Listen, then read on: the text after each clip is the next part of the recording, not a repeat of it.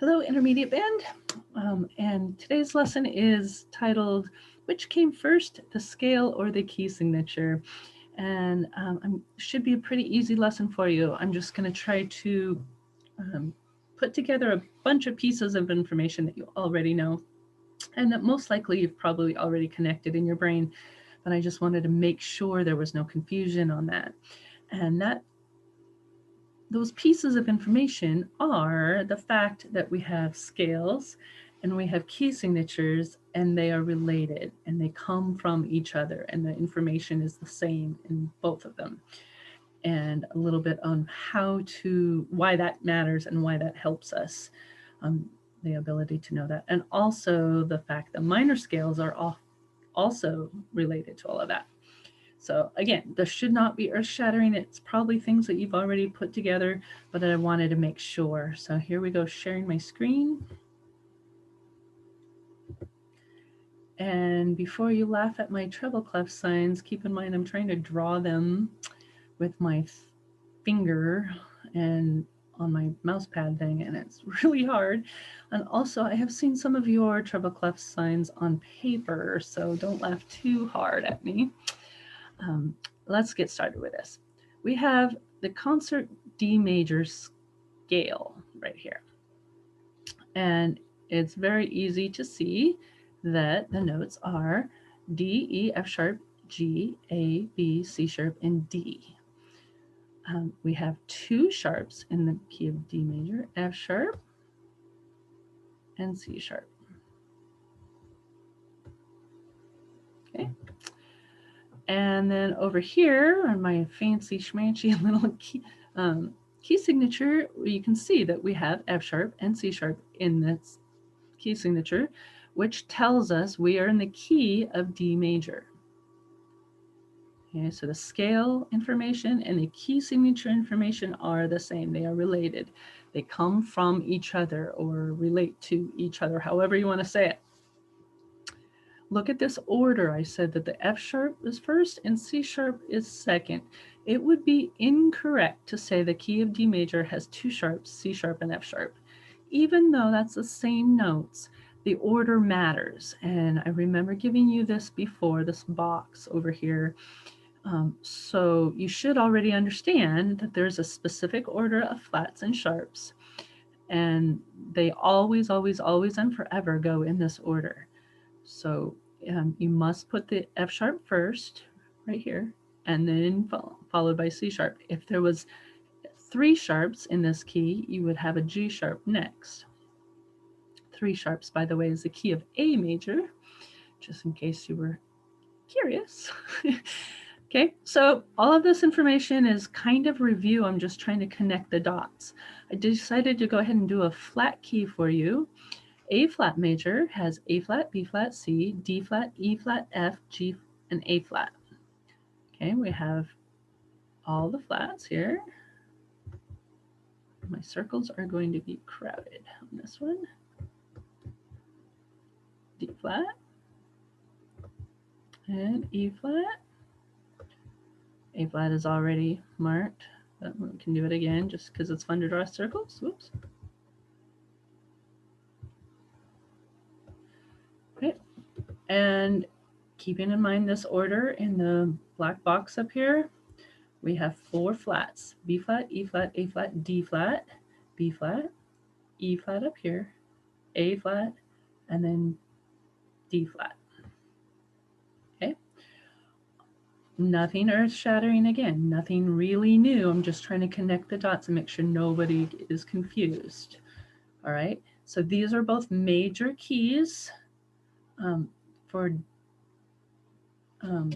just to make it easier to see, and because we're more familiar with major keys, I decided to write it down that way. Of course, we have to understand why this information is important and why we even care to try to learn it, right? What's the point? And the point is it will help you understand what notes to play quicker so that you are much faster at learning new songs, and also your sight reading will improve dramatically. So here you are, you're a musician, you've practiced your scales, right? So you can play the scales, Now, the next step in your development is to realize that when you see this key signature, you are to use that scale. And you've already learned it. So now you just plug it in and play the song. And it goes much faster than having to look at every note individually and try to guess what pitch that's going to be. It really does help you. Now, of course, if we see two sharps in a key signature, most people will say, oh, that's D major. It also could be B minor because, of course, we have relative minors that share the same key signatures as the major scales or major keys. There are a lot of clues that you can look at in the music to see whether you think it's going to be in the major or minor key. Um, the first and last note will often be the key note. If there's a lot of accidentals, it's probably a minor key. But either way, it's the same notes, right? You just start and stop in different places. So you're still going to be faster at learning the song if you can identify in your head what the key signature is. The second one, A flat major, could also be what minor key? I want you to think about it for a minute. What is the relative minor of A flat major?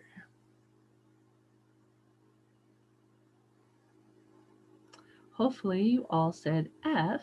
Here we have 1, 2, 3, 4, 5, 6. F is the sixth scale degree of A flat major, so that is the relative minor key. Okay. It also, F minor, also has 4 flats: E flat, E flat, A flat, and D flat. Again, none of this is really new. It's just making sure that you've connected those dots.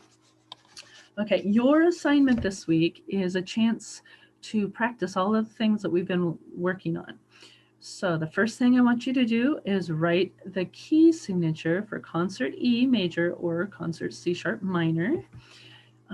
So put the key signature down there, just like I've done here. Then write the two scales. Write concert E major scale, followed by a concert C sharp minor scale. Tell me what form of the minor you used. So is it natural? Is it melodic? Or is it harmonic? And then make sure, please, that you put your name on it. I've been getting a lot of papers without names, and I'm not very good at being a psychic. So you'll have to tell me what your name is, or I won't understand who's doing this. So it's a pretty straightforward assignment. So it'll look just like this, except for there will also be minor keys. And that's an extra practice for a couple weeks ago assignment, right? When you were taking a major key and turning it into the relative minor. This is a chance to practice that again and give me the key signature. So there's 3 pieces of information. You need the major key or major scale, the minor scale with what form it is, and the key signature. Okay, make sure you have all 3 of those done. You do not need to transpose it for your instrument at this point. I just want to make sure that you can connect all these dots and make sure that they're all the same. Okay, hopefully there's no confusion so far, right? And I didn't make it worse by kind of stumbling around my words today. And the only other piece of information about scales and keys that I try to make sure we understand is how to build chords. And as horn players or wind players, we often overlook chords because we can only play one note at a time. So why do we really care about chords, right? There's really no way to practice them, although we can outline them and play the notes of the chord one at a time. We can't do what a piano player can do or a mallet player can do and play all of them at once so they sound like a chord.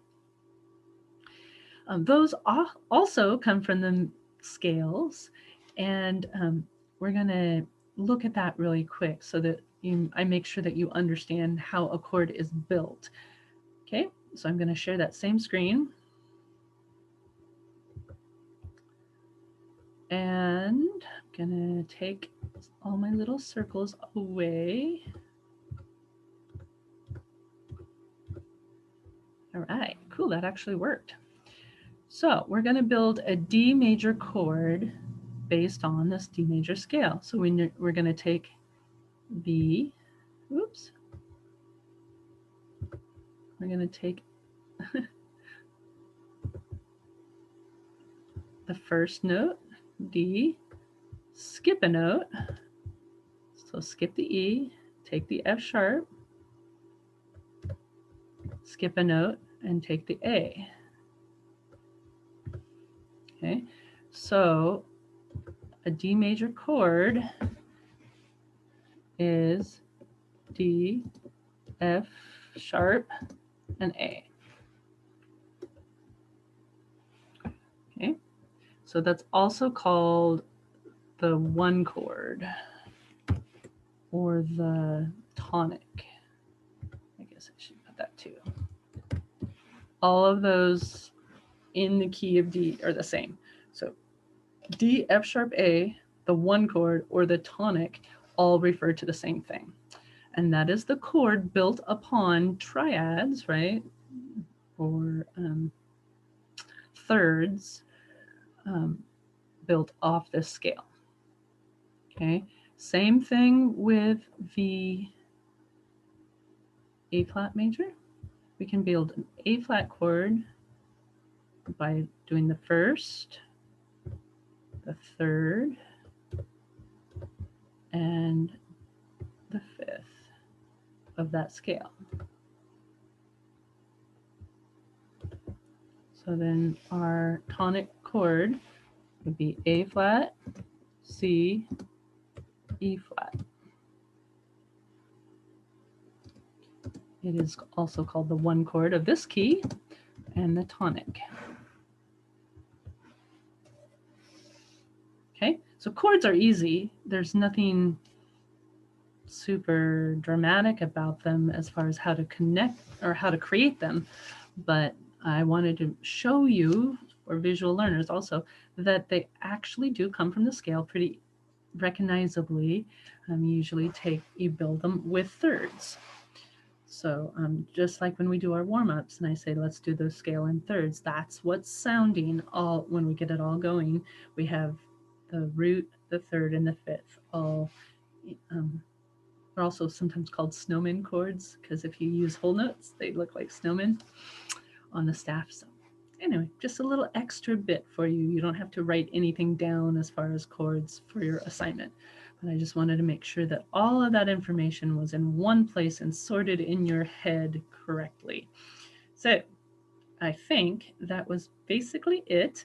And I will have something next week for you that's a little bit different. As always, if you have any problems or confusion with this assignment, shoot me an email. Let me be able to help you. Don't get too frustrated. And don't forget to put your name on it, please. We'll see you later.